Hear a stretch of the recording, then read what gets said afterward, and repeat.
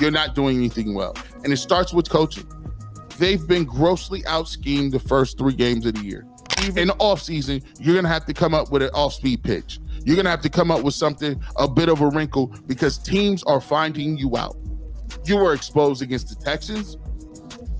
You were exposed to quarterbacks who use misdirection plays, jet motion. Tempers boiled over in Cleveland after reports surfaced that several Browns players confronted head coach Kevin Stefanski over what they viewed as a betrayal of rookie quarterback Shedeur Sanders. The locker room, already tense after a string of questionable decisions, erupted when Stefanski's handling of Sanders left teammates feeling undermined and disrespected. What might have been dismissed as frustration quickly turned into a headline-grabbing moment, with whispers of players jumping their coach behind closed doors. It's a dramatic scene that reflects just how high the stakes have become in Cleveland, and why Stefanski's future may now hinge on how he manages Sanders. TV ratings spiked 29% the moment Shedeur Sanders took the field in the Browns' preseason opener compared to the prior week, a clear indication of the national pull the rookie quarterback brings to Cleveland. That number alone explains why the fallout from Kevin Stefanski's controversial handling of Sanders has become so volatile. Coaches can survive questionable play calls or even losing streaks, but when decisions actively dampen the momentum of the league's most marketable young player, the consequences reach far beyond the X's and O's. By limiting Sanders' reps and sending mixed signals about his role, Stefanski didn't just frustrate fans and networks. He also inflamed his own locker room. Teammates saw a quarterback carrying the weight of ticket sales, jersey revenue, and national attention being treated like a developmental afterthought. That perception fueled anger, with veterans openly questioning why the Browns would squander such a unique opportunity to capitalize on the rookie's star power.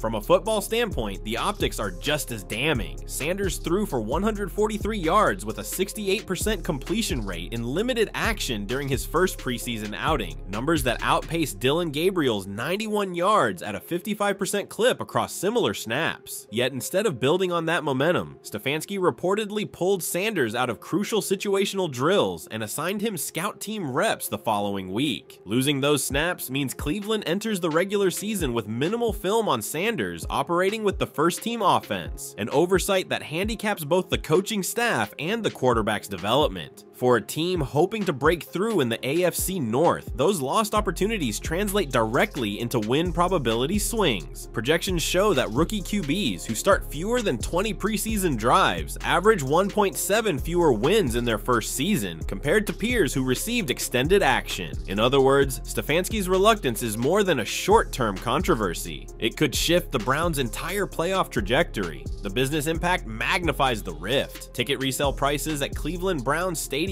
dropped from an average of $182 to just $117 once it became clear Sanders would not be featured heavily in Week 2, a nearly 36% decline in secondary market value. Local sports radio stations reported spikes in call-ins from angry fans, while sportsbooks noted a 42% dip in Browns-related prop bets in the same week. Even jersey sales told a story. Sanders' number, 14 jersey, was the league's top seller after Week 1, moving an estimated 18,000 units in 4 days, but his absence from major reps led to a steep decline, slipping to 8th place by the following weekend. For players inside the locker room, these numbers are impossible to ignore. They see the evidence of Sanders' economic value everywhere, and when that value is undercut by coaching decisions, it feels less like strategy and more like sabotage. What escalated matters further were the visible signs of frustration on the sidelines. Cameras captured wide receiver Amari Cooper shaking his head after a miscommunication with Gabriel on a key 3rd down,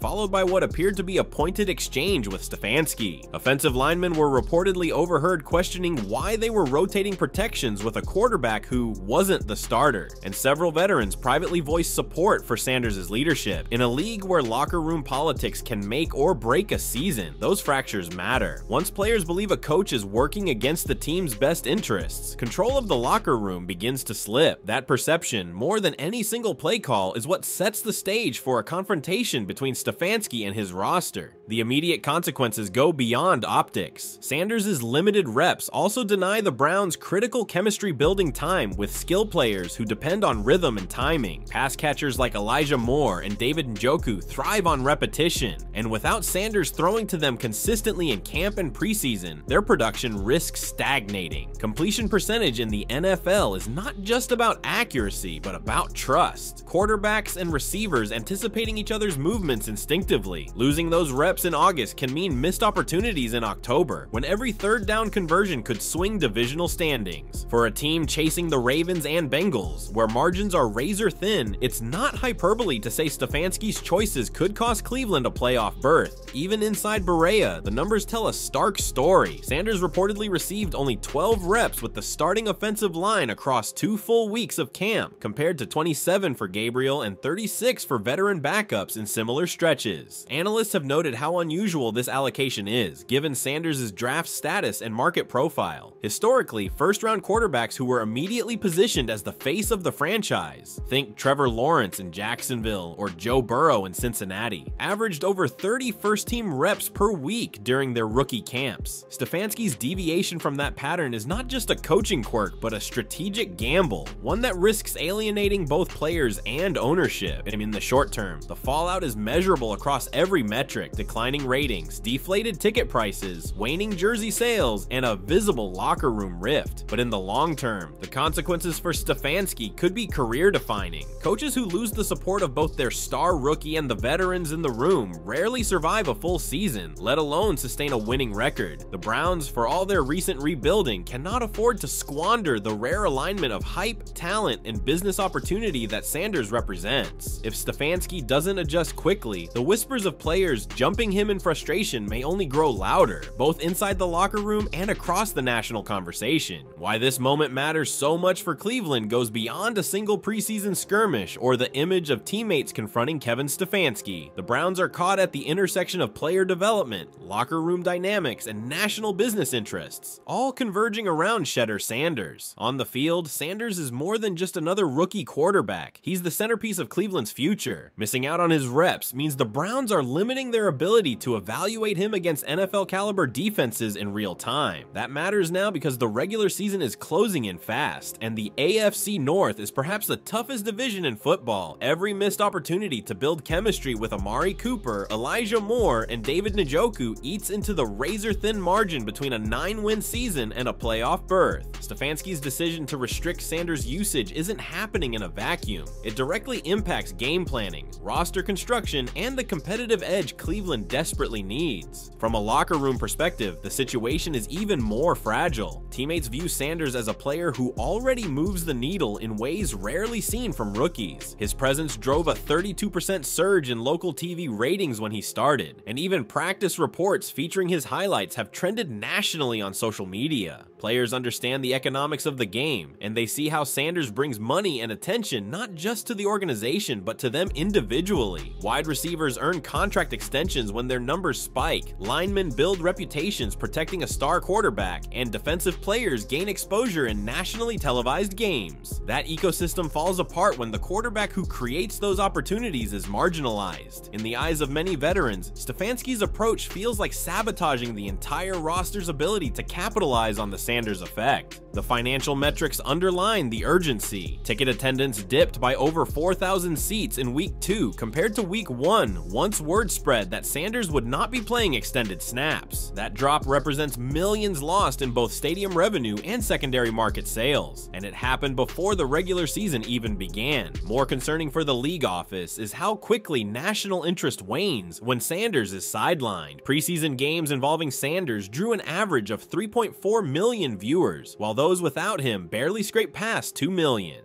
A difference of over 1 million viewers in August might not feel catastrophic, but it sets a dangerous precedent for the fall, when primetime windows are determined by early ratings momentum. If Sanders is seen as Cleveland's ticket to national relevance, mishandling him now risks relegating the Browns back to regional market status by October. It matters now because the Browns don't have the luxury of time. Other rookie quarterbacks in recent history who entered volatile situations, think Josh Allen in Buffalo or Justin Herbert in Los Angeles, Angeles benefited from either a coaching staff committed to accelerating their development or a franchise desperate enough to let them learn through mistakes. Sanders finds himself in the opposite position, a coach perceived as hesitant to hand him the reins, veterans who feel betrayed, and a national audience demanding answers. The gap between Sanders' potential and his actual opportunities is widening daily, and that disconnect destabilizes everything from locker room trust to ownership's confidence in Stefanski. The gambling markets highlight just how much is at stake in real time. Sportsbooks reported a 48% decline in Browns-related prop bets during the week Sanders was sidelined, a number so stark that it drew coverage from national outlets. Bettors are no longer buying into Cleveland without Sanders' guaranteed presence, and that sentiment spills over into fantasy football, where his ADP, average draft position, slid by nearly 15 slots once news of his inconsistent preseason role spread. These aren't just trivial fantasy numbers, they're barometers of fan engagement. When engagement drops, so do sponsorship dollars, advertising rates, and league-wide narratives that depend on stars. For a league still recovering from ratings dips in certain markets, the Browns can't afford to mishandle one of the few rookies who demonstrably moves the needle. Inside the building, the human element compounds the problem. Veteran leaders like Joel Bitonio and Myles Garrett have spent years enduring coaching turnover, locker room drama, and unmet expectations. They've seen what happens when Cleveland fumbles a chance to build around a promising quarterback. Watching Sanders be marginalized feels like deja vu for players who lived through the Baker Mayfield roller coaster and the Deshaun Watson experiment. When those veterans see fans leaving early, ticket prices cratering, and national broadcasts pivoting away from Cleveland, it isn't just about Sanders, it's about the sense that the organization is repeating its worst mistakes.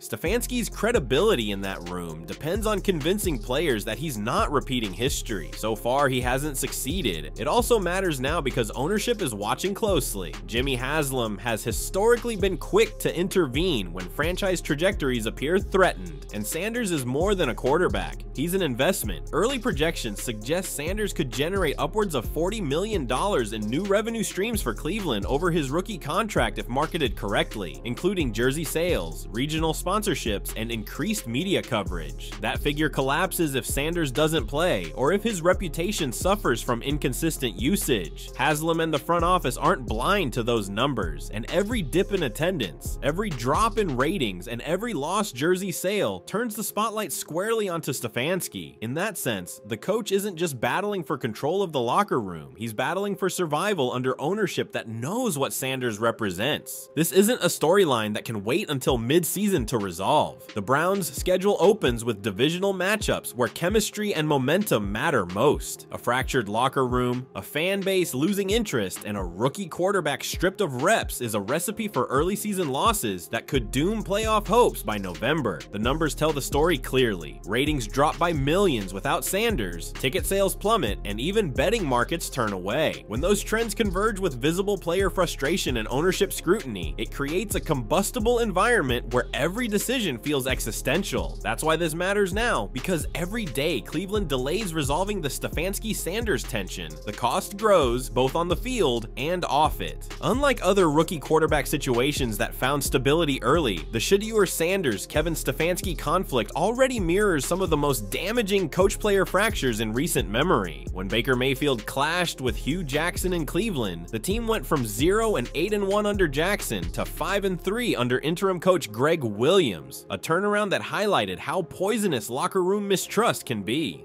The difference in win percentage, a jump from 0% to 62.5%, was a direct result of the players rallying once they believed their coach was no longer undermining the franchise quarterback. That precedent weighs heavily over today's Browns, where veterans sense history repeating itself. Sanders, like Mayfield, carries not just statistical promise, but also the emotional weight of a fan base desperate for stability. Every lost rep and every whisper of betrayal brings the parallel into sharper focus. Compare this to how Joe Burrow was handled in Cincinnati. As a rookie, Burrow logged 33 preseason drives and averaged more than 25 first-team practice reps per week, establishing rhythm with his offense before the season began. That foundation allowed him to post 2,688 passing yards and a 65.3% completion rate across just 10 games before injury cut his season short. More importantly, it built trust between player, coach, and roster, laying the groundwork for a Super Bowl appearance 2 years later. In contrast, reps, Sanders has logged just 12 first-team practice reps in 2 weeks, and preseason usage suggests Stefanski has no clear plan to accelerate his development. The disparity in opportunity, Burrow's 25 weekly reps versus Sanders' 6, underscores why comparisons matter. Quarterbacks who are trusted and fully integrated succeed faster. Those caught in internal battles often flame out before their potential is realized. History also provides stark warnings. When Kyler Murray and Cliff Kingsbury clashed in Arizona, the tension bled into performance metrics. From 2019 to 2022, the Cardinals went 28-37 and won under Kingsbury. And despite Murray's flashes of brilliance, the team failed to secure lasting playoff success. Reports of practice arguments and disagreements over offensive philosophy created an environment where talent couldn't fully flourish. The Browns are now staring down a similar trajectory, a gifted quarterback with elite potential paired with a coach whose cautious approach risks suffocating the very energy the franchise needs. The comparison isn't just thematic, it's statistical. Teams with fractured quarterback-coach relationships average 6.3 wins per season in the first 3 years of that pairing, compared to 9.1 wins for teams with aligned leadership. That 3-win gap is often the difference between drafting in the top 10 and contending for a playoff spot. On the business side, contrasts are equally stark. Trevor Lawrence's arrival in Jacksonville turned a struggling franchise into a marketing powerhouse almost overnight. The Jaguars' local TV ratings jumped 48% in Lawrence's rookie year, while season ticket sales increased by 11,000 compared to the year before. Lawrence's jersey also ranked top 5 in NFL sales that season, injecting millions into the Jaguars' revenue streams. Sanders has already shown he can produce similar spikes. Top-selling jersey in week 1, 32% higher local ratings when he starts. But unlike Jacksonville, Cleveland seems hesitant to fully leverage him. Stefanski's reluctance creates a bizarre split screen, the opportunity for national relevance sitting idle while the franchise risks slipping back into irrelevance. The comparison to Jacksonville isn't hypothetical, it's a blueprint Cleveland could follow if the head coach simply embraced what Sanders represents. There are also reminders of how mishandling quarterbacks can devastate not just franchises, but entire markets. When Robert Griffin III's relationship with Washington's coaching staff unraveled, the results were catastrophic. Griffin's rookie year produced 3,200 passing yards, 815 rushing yards, and 27 total touchdowns, making him one of the league's most electric players. Washington's local ratings soared, and attendance peaked at over 80,000 per game. But once coaches pulled back his reps and shifted offensive schemes away from his strengths, his production plummeted. The franchise never recovered its momentum, and fan sentiment soured permanently. For Cleveland, Sanders carries a similar aura of must-watch potential. If Stefanski fails to maximize him, the Browns risk repeating Washington's mistake, squandering a rare marketing engine and alienating fans who have already proven they'll show up when Sanders is showcased. The differences in outcome between supportive and conflicted rookie environments are measurable in dollars as well as wins. Consider the sponsorship landscape. When Justin Herbert took over in Los Angeles and thrived under a staff willing to adapt, the Chargers secured new partnerships with Nike and SoFi that reportedly boosted revenue by tens of millions annually. Conversely, when Deshaun Watson's Houston tenure spiraled amid organizational dysfunction, the Texans saw sponsorship renewals decline by 27% and local TV ratings crater by nearly 40%. Sanders is at a similar crossroads. Embracing him could trigger a Herbert-like boom in Cleveland. Alienating him risks a Watson-style collapse where business partners hesitate to tie themselves to instability. The contrast couldn't be clearer, and players in the locker room, many of whom benefit from those sponsorship dollars through performance incentives, understand the stakes. From a cultural standpoint, comparisons extend even further. Patrick Mahomes was brought along patiently in Kansas City, sitting most of his rookie year, but the difference was context. Mahomes sat behind Alex Smith, who threw for over 4,000 yards and led the Chiefs to a 10-6 record in 2017. Winning buys patience, and stability justifies developmental choices. Cleveland has no such cushion. Dylan Gabriel is not Alex Smith, and Stefanski doesn't have a proven playoff quarterback to lean on while Sanders sits. Instead, he has a roster expecting a star to carry them into contention. That's why the Mahomes comparison falls flat, and why Sanders' situation demands more urgency. Fans and players alike see the gap. Mahomes was shielded while sitting. Sanders is being stifled. Ultimately, comparing Sanders' treatment to these historical cases makes one point unavoidable. The decisions made now will reverberate for years. Past examples show that mismanaging a rookie quarterback can doom franchises to mediocrity, while fully embracing one can redefine markets and alter league-wide narratives. Cleveland stands at that fork in the road, and every rep Stefanski denies Sanders nudges the franchise closer to the wrong side of history. The comparisons aren't just cautionary tales. They're evidence-based reminders that this isn't the first time a coach has risked alienating a locker room by mishandling a star rookie. The only question is whether Stefanski will recognize those lessons before it's too late. The deeper context behind this saga is that Shedeur Sanders is not just a football player. He is a business asset, a cultural driver, and a national storyline the NFL has quietly banked on since draft night. That's why Kevin Stefanski's decision stings so much. The Browns aren't simply choosing between a rookie and a veteran quarterback. They are gambling with television contracts, sponsorship deals, and the goodwill of a fan base that has lived through decades of letdowns. Numbers make the stakes clear. National broadcasts featuring Sanders in preseason drew 3.4 million viewers, compared to 2.1 million for games without him, a 38% difference that translates into millions of dollars in ad revenue. Local TV affiliates also reported that when Sanders was benched, ratings fell by nearly a third, giving Cleveland one of the steepest single-week declines in the league. Those dips aren't abstractions. They dictate which games get primetime slots and how much networks are willing to pay in future broadcast negotiations. Merchandise sales tell the same story. After week 1, Sanders' jersey outsold every other rookie in the league, moving more than 18,000 units in under 5 days. That momentum cooled immediately once Stefanski limited Sanders' snaps, with sales dropping 44% the following week. By contrast, when Joe Burrow and Trevor Lawrence debuted, their jersey sales increased week over week in their rookie preseason, a sign of fan bases embracing new stars. Cleveland had the same runway, but hesitation has already cost them momentum. And it isn't just about jerseys. Retail partners rely on rookies like Sanders to move apparel lines, autograph memorabilia, and even ticket packages bundled around player appearances. When those opportunities flatten, the entire ecosystem takes a hit, and players in the locker room see it in real time. Every dollar Sanders generates flows back into the franchise, and when those streams dry up, veterans begin asking why their coach is standing in the way. Sponsorship stakes are just as significant. Sources close to Browns marketing have hinted that Sanders was central to several regional deals under negotiation, including a rumored multi-million-dollar activation with a national fast food chain set to launch mid-season. Those contracts hinge on Sanders being visible, not marginalized. Compare that to Jacksonville, where Trevor Lawrence's immediate stardom helped the Jaguars secure new partnerships that grew sponsorship revenue by nearly 20% in his rookie season. Cleveland risks losing similar deals if national perception shifts from Sanders as an ascending star to Sanders as a benched rookie trapped behind coaches' politics. Corporate partners want visibility, and every rep Sanders loses undermines that promise. For ownership, that is untenable. Jimmy Haslam may tolerate losing games if there's a long-term plan, but he will not tolerate losing money when the solution is sitting on the bench. The gambling industry underscores this point in ways fans can measure instantly. During Sanders' debut, sportsbooks saw a 37% increase in Browns-related bets compared to the prior week, with prop bet volume nearly doubling around his passing yard totals and touchdown odds. The following week, when his reps were cut, handle plummeted by 42%, the sharpest decline for any team in the league that weekend. Fantasy football analysts mirrored that trend, dropping Sanders' ADP by 15 slots, an indication of waning confidence from the public. For the NFL, these metrics are not trivial. They're the bedrock of fan engagement. Sports betting and fantasy participation keep audiences glued to otherwise unremarkable games. When Sanders plays, casual fans tune in. When he doesn't, they turn the channel. That direct cause and effect is part of why whispers of betrayal hit harder than usual. This isn't just about Sanders' development. It's about a measurable collapse in the NFL's business machine. Fan sentiment magnifies all of this. Season ticket holders have begun voicing concerns on local radio and social media, with resale platforms like StubHub showing a 36% drop in Browns ticket prices between weeks 1 and 2 of preseason. Average resale for a Sanders start game hovered near $182, while games where he was sidelined barely held above $117. That decline isn't simply about the preseason, it reflects waning excitement for the season ahead. Browns fans have endured decades of futility, and Sanders was supposed to be the fresh start, the star who finally turned Cleveland into a national draw. Instead, he's become the focal point of another organizational controversy. Fans who feel betrayed don't just stay home, they stop spending, stop supporting, and stop believing. That erosion of faith is what turns promising seasons into lost decades. Inside the NFL office, there's a broader calculation. The league has struggled in recent years to replace the generational draws of Tom Brady and Peyton Manning. Patrick Mahomes and Joe Burrow fill part of that void, but the NFL thrives when multiple stars can carry markets simultaneously. Sanders, with his college pedigree, celebrity lineage, and polarizing charisma, was earmarked as one of those players. That's why his rookie debut earned more national coverage than many midseason games. To see his trajectory slowed not by poor performance, but by coaching hesitation frustrates league officials who understand the stakes. This isn't just a Browns problem, it's a league problem. Ratings, contracts, sponsorship deals, and global marketing strategies all depend on new stars. If Cleveland fails to launch Sanders, the NFL loses one of its brightest assets at the exact moment it needed him most. The deeper context then is not about a locker room argument or a few lost reps. It's about the economics of modern football. Sanders is both a quarterback and a brand, a rookie and a revenue generator. Every metric, ratings, jersey sales, sponsorships, gambling handle, fan engagement, proves that he moves the needle. Stefanski's decisions, whether motivated by caution, politics, or stubbornness, cut directly against those numbers. And in today's NFL, ignoring the numbers is as fatal as ignoring the scoreboard. That's why the perception of betrayal resonates so deeply. It isn't just Sanders who feels undermined, but everyone tied to the ecosystem he sustains. The Browns aren't just risking a season, they're risking their relevance. Projecting forward, the implications of this Stefanski-Sanders fracture extend far beyond a preseason controversy and into the very future of the Browns franchise. In the short term, the most obvious consequence is Kevin Stefanski's job security. NFL head coaches are judged not only on wins, but also on their ability to control the locker room and manage star talent. Right now, Stefanski is failing on both counts. History is unforgiving to coaches in his position. In the last decade, 9 head coaches who lost locker room control over quarterback controversies were fired before completing the season, from Urban Meyer in Jacksonville to Matt Patricia in Detroit. If whispers of betrayal harden into a consistent narrative, Stefanski could join that list sooner rather than later. The Haslams are known for quick triggers on leadership changes when the brand of the franchise is at stake, and Sanders represents a brand as much as a player. Every week, Stefanski downplays his rookie only increases the odds that ownership intervenes. The ripple effects on playoff odds are equally measurable. Analysts estimate that teams with rookie quarterbacks who receive full preseason integration see a 17% higher chance of securing at least 9 wins in year 1 compared to those who sit or are mishandled. Cleveland's early Vegas over-under sat at 8.5 wins, buoyed by the assumption Sanders would be a central figure. Since his reduced role became public, the line has dipped to 7.5 in some markets. A single win's worth of variance may not sound dramatic, but in a division as cutthroat as the AFC North, it's the difference between wildcard contention and another wasted year.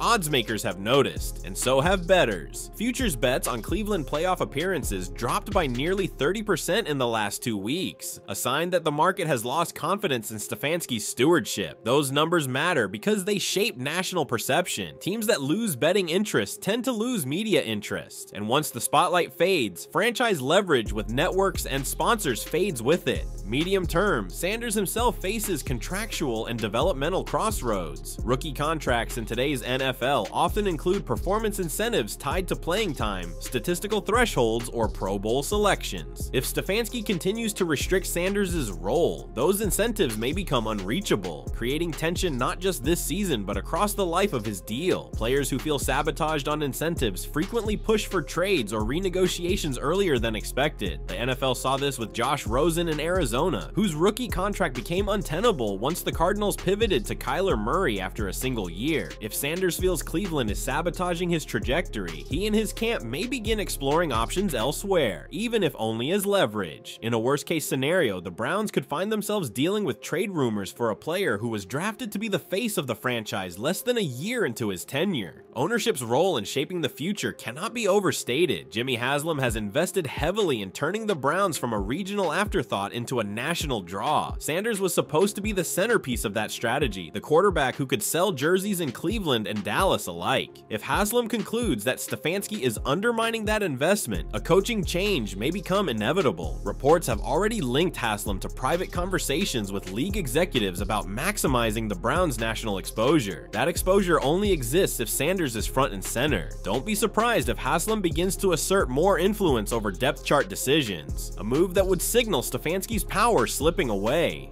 Once ownership meddles in football operations, it's usually the beginning of the end for the head coach. Looking further ahead, the league itself faces implications. Sanders is one of a handful of rookies positioned to carry the NFL's next decade of storylines. If Cleveland mishandles him, it damages not only the Browns but also the league's ability to market young quarterbacks as global icons. The NFL's international growth strategy relies heavily on exporting personalities as much as games. Sanders, with his pedigree and charisma, was being lined up for international campaigns in London and Mexico. If he's relegated to the bench in Cleveland, those plans lose steam. This isn't unprecedented. The league once envisioned Marcus Mariota as a global star, only for inconsistent coaching decisions to dull his trajectory, limiting his appeal abroad. Sanders' mishandling could repeat that mistake on an even larger scale. The fan base is also at a tipping point. Browns supporters are famously loyal, but equally scarred from years of quarterback mismanagement. From Tim Couch to Johnny Manziel to Baker Mayfield, Cleveland has repeatedly turned promise into disappointment. Sanders was supposed to break that cycle. If the team botches his development, it risks alienating fans permanently. Season ticket renewal rates, which surged to over 90% after Sanders' drafting, could plummet if he's viewed as just the latest casualty of Browns' dysfunction. In an age when streaming and mobile viewership allow fans to follow players over teams, Cleveland risks losing not just national relevance, but its own regional core. If Sanders is sidelined, fans may simply follow him elsewhere, whether through fantasy football, social media, or eventual trade rumors. The trajectory of the next 5 years for Cleveland may hinge on decisions made in the next 5 weeks. If Stefanski course corrects and fully commits to Sanders, the Browns could see ratings rebound, sponsorship deals close, and locker room unity restored. If he doubles down on caution, the consequences will compound quickly. Declining odds, fractured trust, ownership intervention, and national ridicule. In a league where narratives drive dollars as much as wins do, Cleveland's indecision has already cost them measurable revenue. What comes next will determine whether those losses are temporary or permanent. The future is not abstract. It's already being priced into ticket sales, betting markets, and media coverage. Unless Stefanski adapts, the Browns may soon find themselves not just fighting for playoff relevance, but fighting to keep Sanders in Cleveland at all.